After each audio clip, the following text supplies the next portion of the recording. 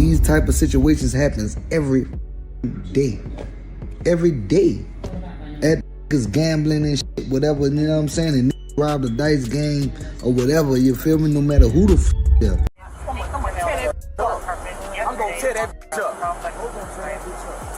Boosie is back in the spotlight, and no, it ain't because he dropped a hot new track or went viral on Instagram. This time, it's way more intense. We're talking life or death level serious. Duke the jeweler, he's gone, taken out in cold blood. And guess whose name keeps popping up in all the wrong places? Boosie. This ain't some made-up story from random internet trolls. This is real now. There's actual federal paperwork, witnesses, and straight-up evidence surfacing. Social media's going nuts, and the streets are whispering loud, like real loud. What started as side talk in barbershops and DMs has now turned into a straight-up federal investigation, and every new piece of info that drops, it's not looking good for Boosie. It's like somebody's connecting every shady piece and forming one ugly puzzle. From a suspicious traffic stop that got Boosie pulled over, to high-priced jewelry that just vanished into thin air, to multiple eyewitnesses throwing names around, it's all stacking up fast. There was even a heated dice game that might have ended in bloodshed. If you thought this was just some regular street beef, nah, it's deeper than that. Here's how it all started. On the surface,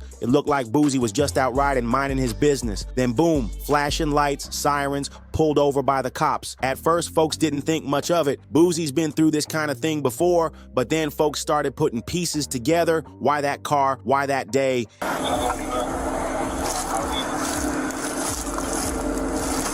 And that's when things got spooky, because that traffic stop, it happened right after Duke the jeweler got gunned down in Houston. That's no wild coincidence. And once people saw the timing, the internet exploded with theories. Now everybody's looking sideways. Then the feds stepped in, and they came with heat. This wasn't your regular court mess Boosie's known for. Nah, this one's a whole different beast. According to insiders, the feds told him flat out, this case is separate. No delays, no distractions. They're not treating this like some side quest. They're coming full force, no mercy.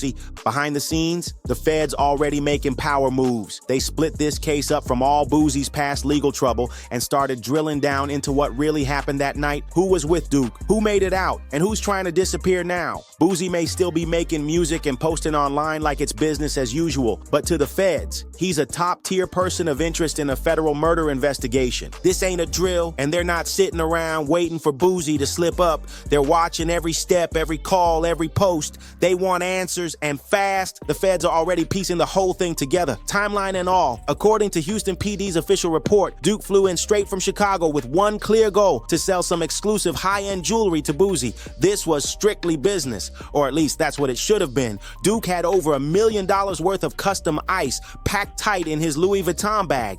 This wasn't no small hustle. This was major. Earlier that same day, Duke was spotted chilling at a celebrity boxing match, rubbing shoulders with some big names. After that, he slid into a private dice game, the same one where Boosie and a few others were hanging out. But here's where it gets real shady. Right after that dice game ended, Duke was robbed and shot dead. Minutes later, gone. No jewelry, no Louis bag, and still no answers. Boosie claimed Duke dipped off on his own, and whatever happened after that, he said he had no idea. But with that tight timeline and the fact that Duke flew out just to meet with him, yeah, the feds ain't buying it, not even close. That's when Duke's brother, who goes by Stacks, stepped in and made it crystal clear he wasn't letting his brother's death slide into silence. Stacks started talking, and what he said had everybody listening. He didn't hold back or speak in circles. He came out and said it straight. He believes Boosie set Duke up. No hints, no subliminal posts, just raw truth. According to Stacks, Boosie was the last person Duke came to see, and right after that, Duke ends up dead. That don't sit right with Stacks. We'll be at the service tomorrow for Duke. Leave your phones in the car, man. The family don't want no phones, man. We ain't got time for be sneaking no pictures, no videos, no bullshit like that. Leave your phones in the car, man. The family asking for no pictures, no recording and shit like that, man. So if y'all want to get y'all little ass slapped up. And honestly, it ain't sitting right with a whole lot of folks either. Stack said he's been doing his own digging, checking footage, studying timestamps, connecting dots like he's solving the case himself. And the way he sees it, Duke ain't just get caught slipping. He got lined up. This whole situation stinks. This one hits different. It's a cold lesson, and the kind that leaves scars. It's one thing to take a loss in the streets, but when it comes from someone you thought you could trust, that's a whole different level of betrayal. Duke pulled up thinking he was handling doing real business with a known celebrity, someone with status, money, and clout. But what he walked into is starting to look more and more like a setup from the inside. Now, whether Boosie actually had a hand in what went down, or if he was just present when things got ugly, that's exactly what the feds are trying to figure out. Either way, though, the damage is already done. Duke ain't coming back, and the streets are demanding answers. Let's break down exactly what Duke rolled in with that night, because this wasn't no average meetup at a dice game. Duke the Jeweler was a name, not just some flashy dude with a chain. He was respected in the jewelry world, crafting custom pieces for celebrities,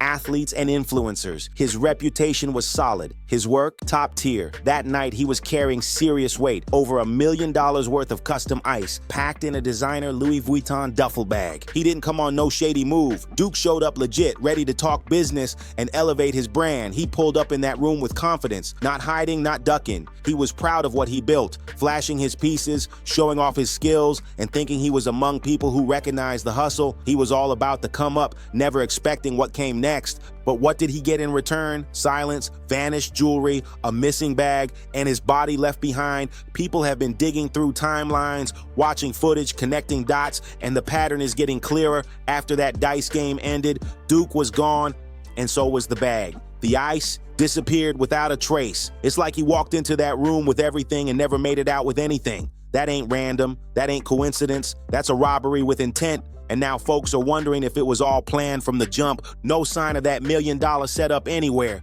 Duke rolled in, but suddenly the cameras were off. No footage, no witnesses. And out of everyone in that room, only one man didn't walk back out alive. Duke.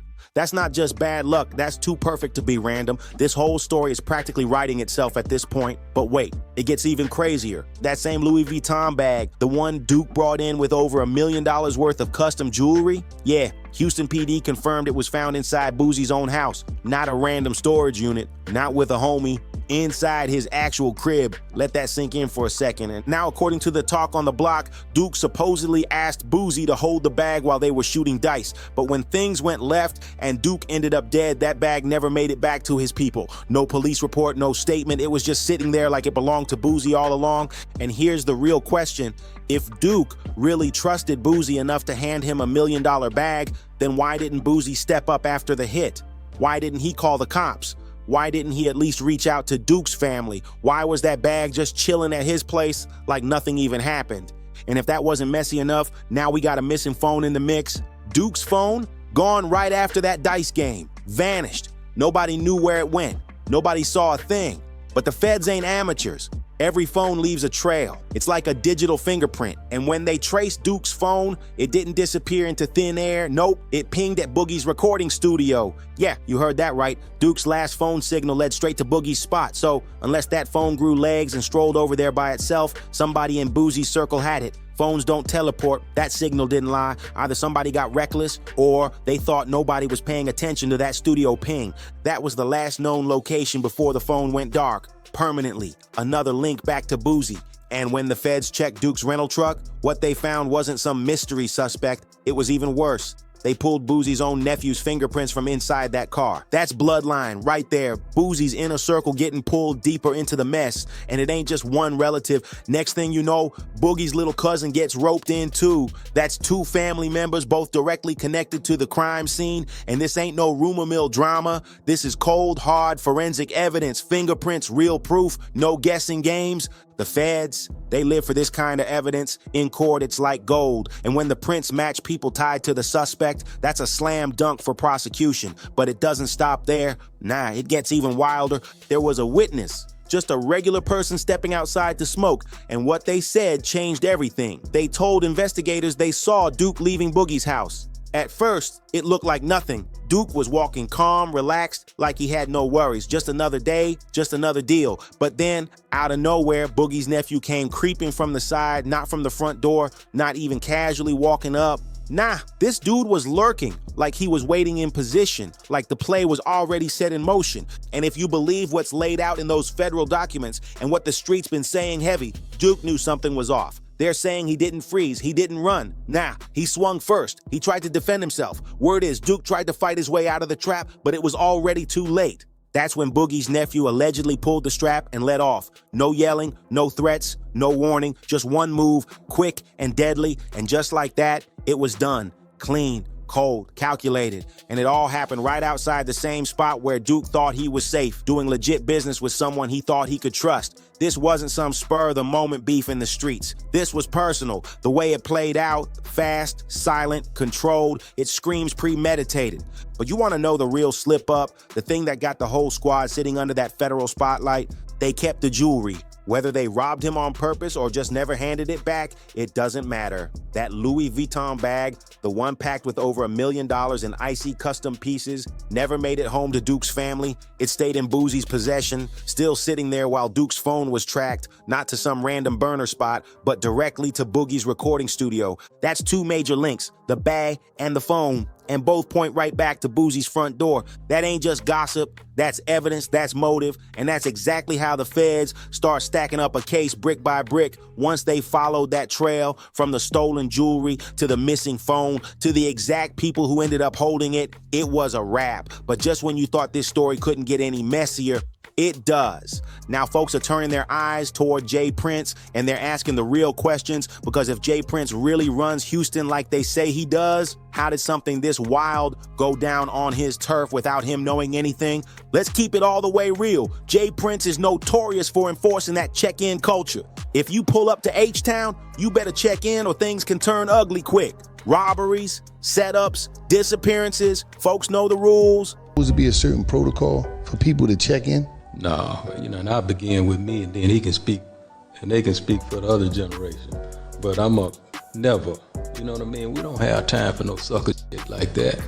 Now a lot of people from the different police departments and all these different people want to insinuate like we extorting people. They have to check. It's how the city runs, and it's been that way for years. So if Duke really came to Houston on business and he did check in like he was supposed to, then it raises a whole new question. Did somebody give the green light? Because now it's looking like this hit wasn't random. It's looking like someone might have let it happen right under the nose of the one man who's supposed to have the whole city on lock. Even people with deep mob ties are speaking out, saying maybe Boosie's nephew acted on his own, but not everyone's buying that. Too many eyes still locked on Jay Prince, wondering how something this major slid through his city on his watch without even a whisper or warning. And here's a key detail a lot of people are missing, something that could change everything. Sources close to the scene say Duke was winning big that night. He wasn't just sitting in on the dice game for fun, he was clearing the table. Duke was taking stacks off everybody, including Boosie's own circle. That's when the energy shifted. What started as a chill, high-stakes game turned awkward real fast, because when money starts flying one way and egos start bruising, it don't take long for things to turn. Pride and pockets, two things you don't mess with. And Duke, he was winning too much, too fast. The room went quiet, too quiet. The kind of silence that ain't peaceful. It's the kind that screams something's about to pop off. So now we're left with the biggest questions of all. Did Duke walk into a setup from the jump? Or did a lucky streak at the dice game spiral into something deadly? Was Boosie the mastermind, or just a pawn caught up in a much bigger play? And when the truth finally comes out, who's really gonna take the fall? Let us know what you think in the comments below. Was this a setup, a misunderstanding, or a case of egos and greed clashing at the wrong time? Make sure you like, subscribe, and hit that notification bell so you don't miss the next deep dive. And hey, drop your theories in the comments. We read them all. We'll catch you in the next one.